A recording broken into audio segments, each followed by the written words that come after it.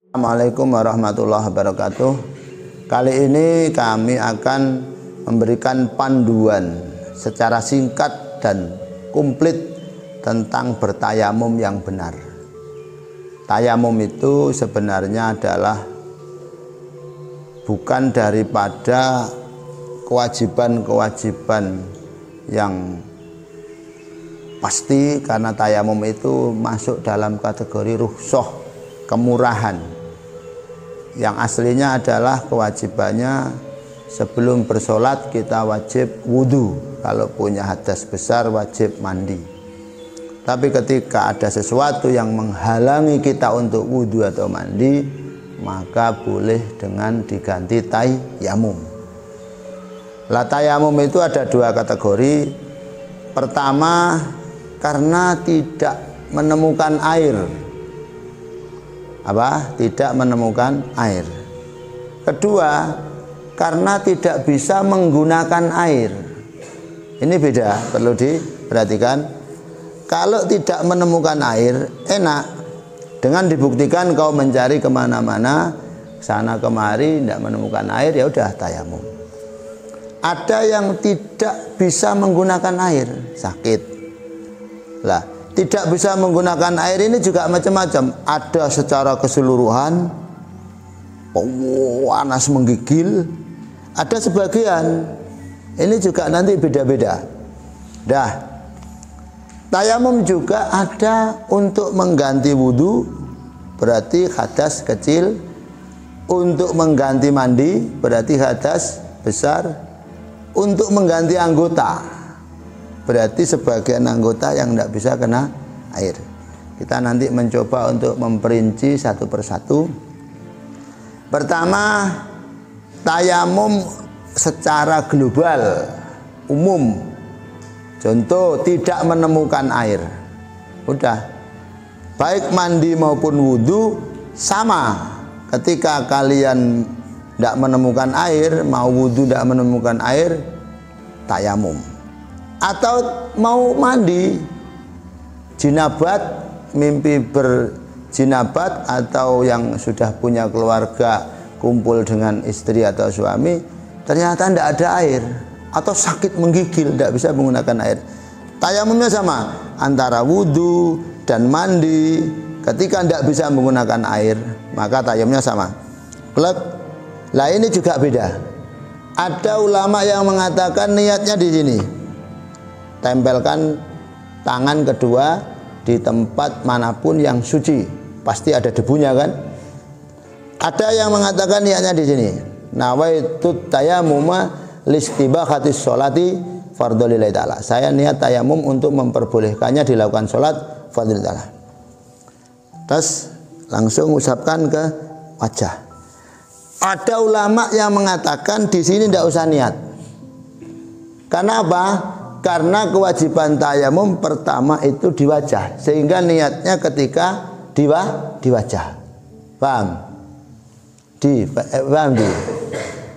Enek sing ngomong niatnya di sini. Jadi ya, nah tayamum ini niat. Ada yang mengatakan ini tidak usah niat, plek niatnya di sini. Nah, wa itu tayamum alistibaqatis shalah. Aman kan baru nemu tuh. Paling sampean niatnya di sini. Bahkan Kementerian Agama Indonesia mengatakan niatnya tayamum di sini. Ketika diusapkan ke wajah. Sama dengan wudhu. Wudhu di sini kan sunnah saja. Kemur-kemur ya. Tapi kan basuh yang wajib niat. Jadi tidak perlu terus kalau ketika mandi diganti dengan tayamum, ambil debu sak timbok digerujuk-gerujukan, ya enggak, ya, nambah kayak genderuwo nanti kamu. Cukup sama. Plek. Jeret. Ambil lagi, plek. Ini dising-singkan dulu dari awal tadi ya, dising-singkan dulu. Nah. Plek. Ini langsung saja. Ces. Nah, begini. Ini kata ikut kata tadi kan belum. Terus. Jangan begini. Ini nanti habis. Kalau begini berarti mustakmal, harus diginikan lagi. Tapi kalau begini seret, terus menempel. Karena ketika terus menempel ini masih satu gerakan. Tapi kalau sudah putus, maka yang kedua sudah tidak punya debu, harus ditempelkan. Tapi kalau terus nempel, jangan dipisah, cukup. Tapi kalau begini atau begini, berarti harus ngambil lagi. Seret. Ini kan masih utuh. Seret. Wis, ini untuk yang kedua, wajah, tangan. Beres. Baik untuk wudhu maupun untuk mandi. Permasalahan kedua, apabila karena sakit anggota badannya, bukan karena sakit panas. Kalau sakit panas enak, itu namanya tayamum untuk mengganti wudhu. Tapi kalau tayamum untuk mengganti anggota, ini yang rada repot. Tangannya Farhan seumpama terbakar yang kiri sampai sini, berarti ya wudhu dulu, karena ini tayamum hanya untuk mengganti anggota. Farhan ya wudhu dengan air. Ini semuanya yang tidak sakit wajib kena air. Lepas basuh tangan, ini bisa tayamum dulu seperti tadi. Kemudian terus yang tidak sakit dibasuh air.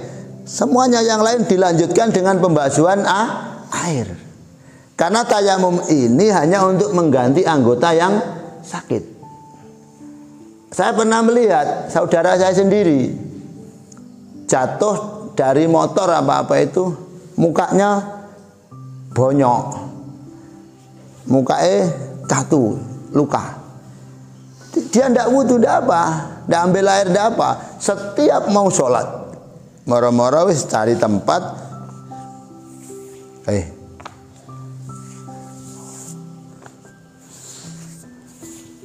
gak wudhu le. Ya ora dah, wong tayamum. Bener apa enggak? Bener apa enggak? Keliru. Kenapa? Dia yang sakit hanya wajah, yang lain enggak sakit. Berarti apa? Ya gini, air dulu. Kan karena yang sakit wajah, berarti tayamum. Yang bisa dijangkau saja. Sayamnya sama. Kemudian hanya untuk mengganti wajah. Yang lain ya diairi lagi, dicuci dengan air. Berarti kalau tayamum ketika mengganti luka ini lebih sulit daripada tayamum karena tidak menemukan air, atau daripada tayamum karena sakit menggigil, atau tayamum karena mandi. Enaknya ya jinabat itu enak, atasnya sebadan penuh, cukup diganti tayamum. Paham ya? Ini penting. Di pesawat banyak ini bingung. Waduh, pesawat itu perjalanan kalau mau ke Mekah dari Juanda ke Jeddah itu kadang 12 jam.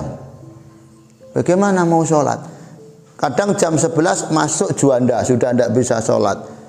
Langsung naik ke pesawat, masih cek. Tidak bisa kita sholat. Terbang ada pengumuman, Anda telah memasuki waktu duhur, supaya tayamum. Iya, ya tayamum saja. Padahal tambah sulit. Ini arah kiblatnya mana? Tayamum saja, jelek. Ya, seperti tadi, bisa di dinding pesawat, bisa di kursi, depannya di pesawat. Ini masalahnya nanti lama. Kenapa? Karena sholat di pesawat itu walaupun sah tayamumnya, tapi arah kiblatnya belum tentu sah. Ya tadi namanya sholat li hurmatil waktu saja.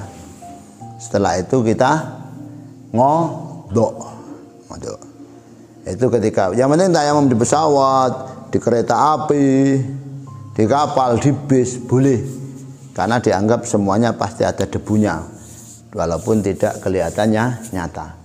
Ya, tadi sekelumit tentang tayamum, berarti tayamum itu ada untuk mengganti anggota yang sakit sebagian, berarti semuanya harus dikasih air dengan wudhu dulu. Ketika waktu membasuh yang sakit, tayamum, kemudian dilanjutkan dengan wudhu. Ada tayamum karena tidak bisa menggunakan air karena sakit, maka cukup dengan tayamum biasa.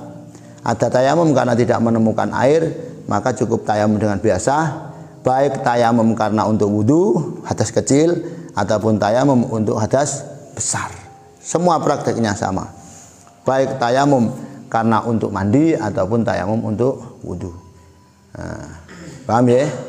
Intinya tidak boleh meninggalkan sholat dengan kondisi apapun, yang penting otaknya normal. Sakit, kalau kakinya yang sakit kepacul, sepak bola kakinya nyosrok, ya wudhu dulu, cukup. Yang kalau yang sakit kanan, berarti yang kiri ya dibasuh air. Setelah itu terus tayamum untuk mengganti kaki saja.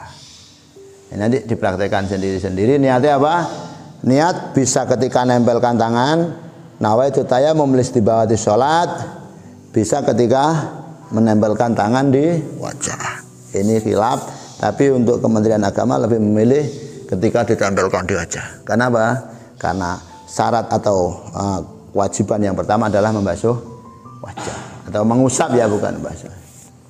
Kemudian bisa dipraktekkan, nanti sampean di mana-mana sudah punya ilmunya. Ini pentingnya ilmu. Sekian, assalamualaikum warahmatullahi wabarakatuh.